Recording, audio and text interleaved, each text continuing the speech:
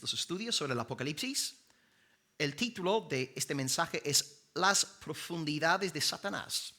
Las profundidades de Satanás. Y el texto, Apocalipsis 2:24, dice: pero a vosotros y a los demás que están en Tiatira, a cuantos no tienen esta doctrina, es decir, la doctrina de Jezebel, y no han conocido lo que ellos llaman las profundidades de Satanás, yo os digo, no os impondré otra carga. Bueno, una falsa profetisa había seducido a ciertos hermanos de la iglesia de Tiatira. Según las revelaciones de esta mujer, los cristianos podían asistir a fiestas paganas y fornicar libremente. Jesús, simbólicamente hablando, se refiere a aquella mujer con el nombre de Jezebel. Ahora, ¿por qué Jezebel? Porque en el Antiguo Testamento Jezebel había animado al pueblo de Dios a pecar contra su Señor. Ahora, gracias a Dios, observamos en nuestro texto de hoy que bastantes hermanos de la congregación no le habían hecho caso. Venía esta falsa profetisa con sus sueños, sus visiones, sus experiencias, pero gracias a Dios el pueblo del Señor, los santos sellados por el Espíritu, no compartieron la doctrina de aquella sierva de Satanás. Y Jesús entonces se dirige a este grupo, este remanente fiel de la iglesia, resaltando que ellos no han conocido las llamadas profundidades de Satanás. Entonces la pregunta sería hoy, ¿qué significa esta expresión profundidades de Satanás? Cito la respuesta del comentarista Greg Beale.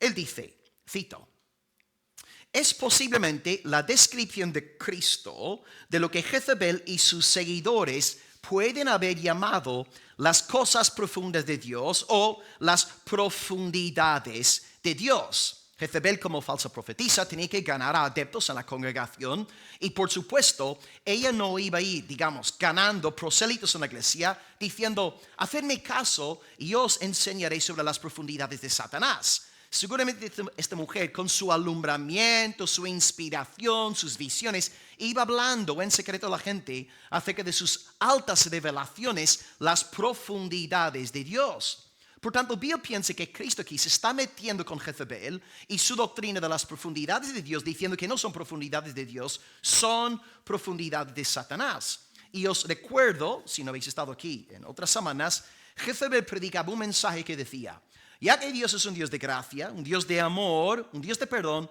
el cristiano puede entregarse libremente a la carne y pecar conforme a sus antojos. Así que podemos resumir la predicación de Jezebel en esta frase: ya que Dios es un Dios de gracia, podemos entregarnos a la carne. Jesús dice: este mensaje no es un mensaje acerca de las profundidades de Dios. Él llama las cosas por su nombre. Dice: lo que esta mujer predica es realmente las profundidades de Satanás. Esta mujer es una sierva de las tinieblas, es una misionera enviada del mismo abismo. Es que puede dar la apariencia de ser una mujer muy espiritual, muy en conexión con Dios, pero a la hora de la verdad su mensaje es satánico, diabólico. Bendito sea Dios, en la iglesia de Tiatira muchos hermanos no hicieron caso a esta mujer Jezebel. Y él se dirige ahora a Jesús a ellos diciendo: yo os digo, no os impondré otra carga. Entonces ahora surge una segunda pregunta: ¿de qué carga está hablando Jesús? Pues si leéis la carta que Cristo envía a través de Juan a Tiatira, el único deber que Cristo impone sobre la congregación ahí es lo que aparece en el versículo 20. Dice: tengo unas pocas cosas contra ti, que toleres que esa mujer Jezebel, que se dice profetiza, enseñe y seduzca a mis siervos a fornicar y a comer cosas sacrificadas a los ídolos.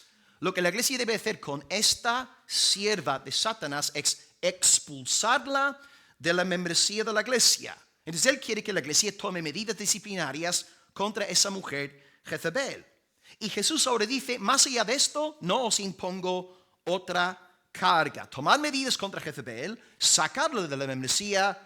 Y luego lo que dice en el versículo 25, que esperamos exponer la semana que viene: lo que tenéis, retenedlo hasta que yo venga.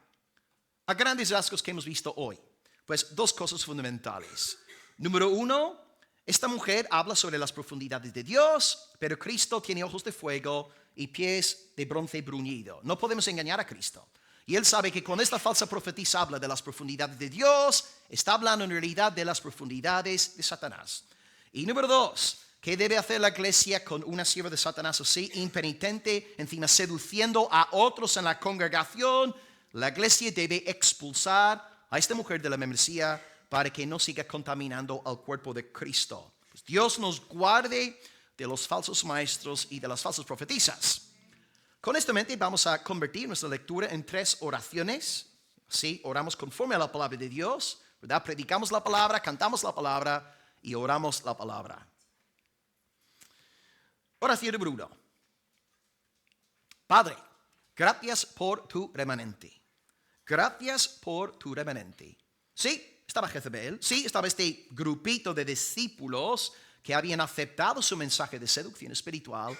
Pero aleluya, Dios había reservado para su propia gloria un remanente en la congregación de Tiatira. Y en nuestros días también, en el mundo evangélico, hay muchas denominaciones apóstatas que bendicen el pecado en el nombre de la Santísima Trinidad, pero Dios tiene un remanente. Hay creyentes nacidos de nuevo hoy que aman al Señor. De hecho, hoy en este culto, fijaos, Dios ha guardado un remanente. Y tú en este culto estás viendo los rostros de hermanos que han sido guardados por el poder porque pertenecen al Espíritu Santo. Es que a Dios sea la gloria. Él siempre guarda a un remanente, a un pueblo fiel. Y qué honor, qué privilegio formar parte de ese pueblo escogido de Dios. Es que en primer lugar, Padre, gracias por tu remanente. Gracias por permitirnos formar parte de él.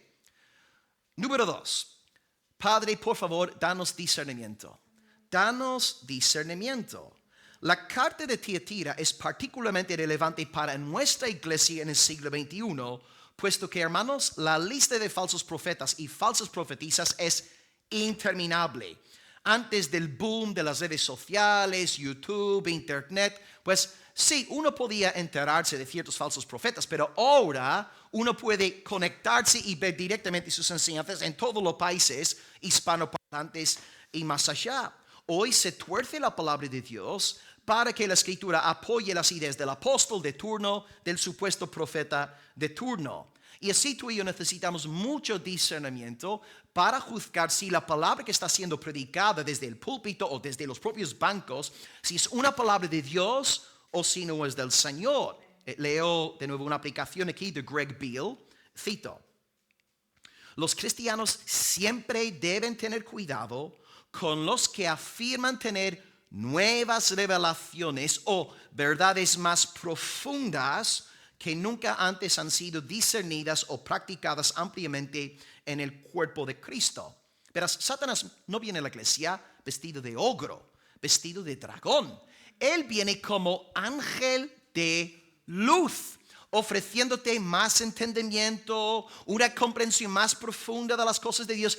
Transmite una imagen de piedad, de santidad. ¡Wow! Este siervo sí que conoce la palabra. Pero la Escritura nos exhorta a juzgar todos los espíritus. Primero de Juan 4:1. Amados, no creáis a todo espíritu, porque no todos los espíritus han salido de Dios. Hay muchos falsos profetas en el mundo. Entonces, si la persona más supuestamente espiritual de nuestra congregación empieza a tener visiones y sueños y palabras proféticas y nos dice: Dios me ha dicho que ya que es un Dios de gracia podemos pecar libremente, tenemos que decirle a esta persona: eres un mentiroso. Tú estás mintiendo, tú no has sido enviado de parte del Todopoderoso. Hay que discernir. Tenemos que ser como los bereanos, ¿verdad? Que ponían a prueba la predicación de Pablo a partir de la propia Escritura. Hechos 17, versículo 11. Así que, Padre, danos discernimiento. Cuidado con Jezabel y sus discípulos.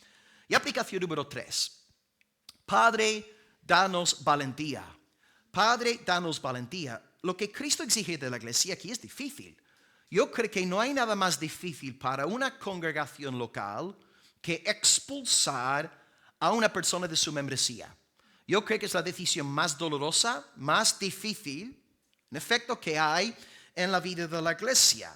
sobre todo si esta persona tiene muchos enchufes, muchos amiguitos como Jezabel, y sabemos que si tomamos medidas contra Jezabel, luego la cuarta parte de la membresía se va a ir con ella. La iglesia tiene que ser fiel al Señor. La iglesia debe ser leal a Cristo. Es que la membresía de nuestra iglesia sí es para gente pecadora, pero para gente pecadora arrepentida. Gente pecadora redimida que está en el proceso de santificación, pero nuestra membresía no es ni nunca será para gente impenitente. Gente que no quiere arrepentirse del pecado, gente que justifica su pecado, gente que se enfada con las personas que le dan toques de atención por su transgresión. Es que, amados, el evangelio también. El evangelio de Cristo. Cristo ha muerto por los pecadores, pero el evangelio no es para los impenitentes. El evangelio nos dice que Cristo murió por los pecadores y resucitó por amor a los pecadores. Y todos aquellos pecadores que creen en Él, arrepintiéndose del pecado, ¿verdad? Arrepintiéndose del pecado serán salvos. Por tanto, amados, la salvación, y lo digo con temor y temor, la salvación no es para los impenitentes. La salvación es para aquellos que tienen fe en Cristo con un corazón arrepentido. Jezabel, si no tienen corazón arrepentido, no es de Jesucristo, no es salva y no ha recibido el evangelio. Por tanto, hoy debemos asegurarnos que somos del Señor, de que tenemos una fe viva en Él y sobre todo, en el mensaje de hoy, tenemos que estar seguros de tener un corazón arrepentido. Debemos odiar nuestro pecado, oponernos a nuestro pecado con celo santo. Es que reconozco que no es fácil expulsar a una rebelde como Jezabel, pero se trata de agradar a Cristo, se trata de serle fiel al Señor, y si la cuarta parte de la congregación se va, pues muy bien. Pero vamos a ser hallados fieles a nuestro Señor, a nuestra cabeza, a nuestro amo, el Señor Jesús. Padre, danos valentía, te lo pedimos en el nombre de Cristo. Aleluya, amén.